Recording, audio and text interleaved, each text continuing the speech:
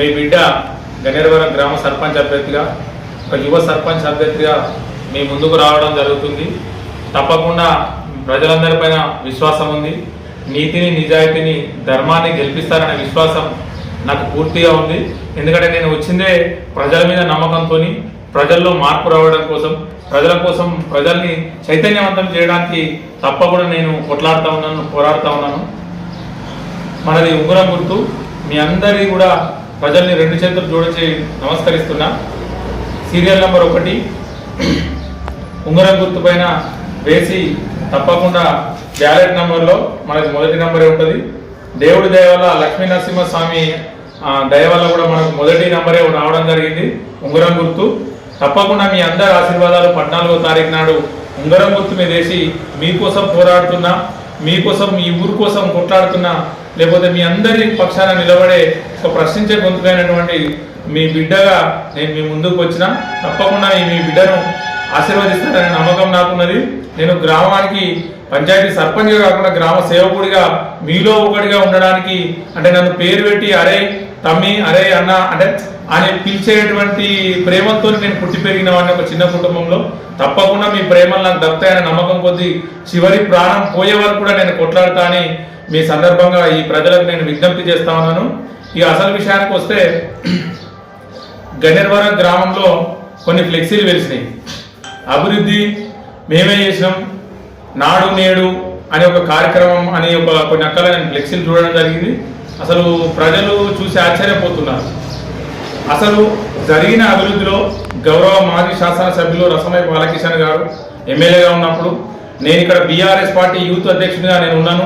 తప్పకుండా రసమయ్య గారికి నేను దగ్గరుండి ఈ గ్రామంలో ఏమేమి డెవలప్మెంట్ కార్యక్రమాలు అవుతాయో తప్పకుండా నా పాత్ర వాళ్ళందరికంటే ఎక్కువనే ఉన్నది. ఈ గ్రామ డెవలప్మెంట్లో వాళ్ళు చేసింది, ఆ గ్రామం మంజూరు చేయించిన విషయంలో కావచ్చు, సీసీ రోడ్ల విషయంలో కావచ్చు, మిగతా ఏ విషయంలో అయినా తప్పకుండా నా పాత్ర అందులో ఉన్నది. అది మర్చిపోవద్దని నేను చెప్తా ఉన్నాను. ఏదో గొప్పలు చేసినామని ఒక యువ నాయకుడిని, ఒక యువకుని ఎదగనీయకుండా ప్రతిరోజు సొంత పార్టీలో ఉన్నా కూడా నన్ను ఇబ్బంది పెట్టడం జరిగింది. అయినా నేను ప్రజల సహకారంతో ఈ స్థాయిలో నేను నిలబడగలిగిన. తప్పకుండా ప్రతి విషయంలో జరిగిన నాడు నేడు కార్యక్రమాన్ని వాళ్ళు పెట్టారు. గన్నేరువరం ప్రజలందరికీ తెలుసు, పనులు చేయడం, అందులో అవినీతి జరగడం. అవినీతి పరంగా ఒక సందర్భంలో ఒక మీటింగ్లో మొత్తం దున్నుకోమన్నాడు, దున్నుకుంటున్నా అని ఓపెన్గా స్టేట్మెంట్ ఇచ్చిన సందర్భాలు ప్రజలు విని నవ్వుకున్నారు. అసలు ప్రజలకు ఏం చేసిరు? తెలంగాణలో నంబర్ 1 అని చెప్పుకుంటున్న ఈ గన్నేరువరం ఎవరైతే ఉన్నారో, అసలు గన్నేరువరంలో మూత్రశాలలు లేవు, చేయడానికి కనీసం బస్టాండ్ దగ్గర ఒక మూత్రశాలలు లేవు. ఏ వారసంత అయితే ఉన్నదో ఆ వారసంత కింద 600 ట్రిప్పులు 700 ట్రిప్పుల మురాలు రాసి ఇష్టం ఉన్నట్టు బిల్లులు తీసుకొని అక్కడ టాయిలెట్స్ కూడా లేవు. వాస్తవానికి వారసంత కడితే టాయిలెట్స్ ఫస్టే కట్టాలి. రీసెంట్గా కట్టారు వారసంతల పబ్లిక్ టాయిలెట్స్. అందులో అవినీతే. మిగతా ఏ కార్యక్రమం వాళ్ళు పెట్టినా అందులో అవినీతే జరిగింది. తప్పకుండా నేను ప్రతిసారి ప్రశ్నించినా ఈరోజు గన్నేరువరం ప్రజల పక్షాన కూడా నేను చెప్తా ఉన్నాను. తప్పకుండా ఎక్కడ ఏం జరిగింది, ఏం కథ, సరే మనిషి అనే వ్యక్తి ప్రజల ప్రేమను పొందడానికి మనం ఆలోచన చేసుకోవాలి. తర్వాత క్రీడా ప్రాంగణం, రైతులందరూ సాపు చేసుకున్న జాగాను అక్కడ బోర్డులు వాటి క్రీడా ప్రాంగణం అని పెట్టి అది రైతులకు ఉపయోగపడకుండా ఇటు యువకులకు ఉపయోగపడకుండా నిరుపయోగంగా చేశారు. అదొక తప్పుడు నిర్ణయంగానే నేను ఆ రోజు కొట్లాడినా ఈరోజు ప్రజలకు కూడా చెప్తా ఉన్నాను. తర్వాత గ్రామ పంచాయతీ ఉన్నది పంచాయతీలు చేయడానిక, లేదా ప్రజల సమస్యలు తీర్చడానిక? పంచాయతీలు చేయడం వేరు, ప్రజా సమస్యలు తీర్చడం వేరు. పంచాయతీలు అంటే దయచేసి ప్రజలారా మరొకసారి మనం మోసపోవద్దు. మోసపోతే గోసపడతాం. తప్పకుండా ఖచ్చితంగా పేద ప్రజల పక్షాన కొట్లాడడానికి, ఈ ఊరి ప్రజల పక్షాన కొట్లాడడానికి నేను మీ ముందుకు వచ్చిన. అలాగే రైతు కల్లాల విషయంలో కూడా, రైతు కల్లాల కూడా చాలా మటుకు అది ఉపాధి హామీ నుంచి ఎన్ఆర్టీఎస్ నుంచి వచ్చిన స్కీము. అది ఉపాధి కూలీలతోనే చేయాలి. అది వాళ్ళే చేసుకొని ఈ ఉపాధి కూలీల పేర్ల మీద తీసుకొని వాళ్ళని కూడా వేధించారు పైసలు డ్రా చేసుకోవడం కోసం. అది ప్రజలందరూ తెలుసు. అంతే తప్ప వేరే ఇంకేదో అని చెప్తే ప్రజలు నమ్మే పరిస్థితి లేరు. దయచేసి నేను చెప్తా ఉన్నాను, ఈ అభివృద్ధి కార్యక్రమంలో గన్నేరువరంలో ఏదైతే ఉన్నదో కాలువలు నీళ్లు తీసుకొచ్చినా తప్పకుండా నేనే చేసిన. కాలువల కోసం యాదవ సోదరులందరితో పాటు అక్కడ ఉన్నటువంటి ఆ కెనాల్ వెంబడి ఉన్నటువంటి సోదరులకు పత్తి చేనులకు కూడా నీళ్ళు ఇచ్చిన. నేనే తెల్లదాకా పొద్దున్నాక పోయి వాళ్ళతో తిరిగినా, మిగతా ఊళ్ళతో మాట్లాడితే కొట్లాడినాం, మండలం కోసం కొట్లాడినా, ఈ ఊళ్ళో కళ్యాణ లక్ష్మి విషయంలో, సీఎం రిలీఫ్ ఫండ్ విషయంలో కూడా ప్రతి ఒక్కరికి రూపాయి ఆశించకుండా, రూపాయి తీసుకోకుండా నేను సేవ చేసిన. తప్పకుండా ఎవరిని ఓర్వలేదు. ప్రజలు వస్తే ఇబ్బంది, ఇవాళ కమ్యూనిటీ హాల్స్ ఉన్నాయి, తప్పకుండా కమ్యూనిటీ హాల్స్ విషయంలో కూడా తప్పకుండా మంజూరు చేయించిన, బ్యాలెన్స్ వర్క్ ఉంటే కూడా నేనే పెట్టించిన, అది ప్రజలందరికీ తెలుసు.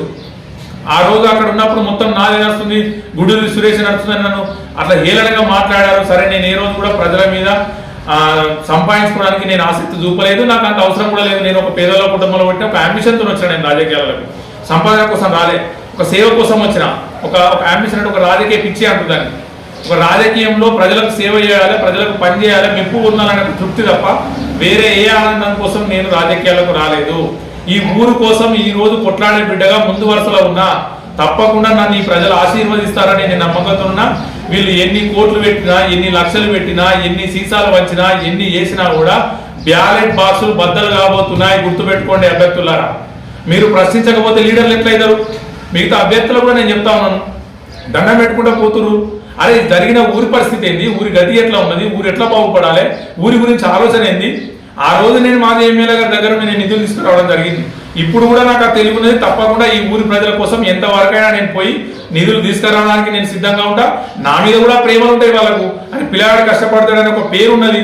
తప్పకుండా ఆ పేరు రేపు బ్యాలెట్ బాక్స్ దగ్గర తప్పకుండా అది బయటపడుతుంది.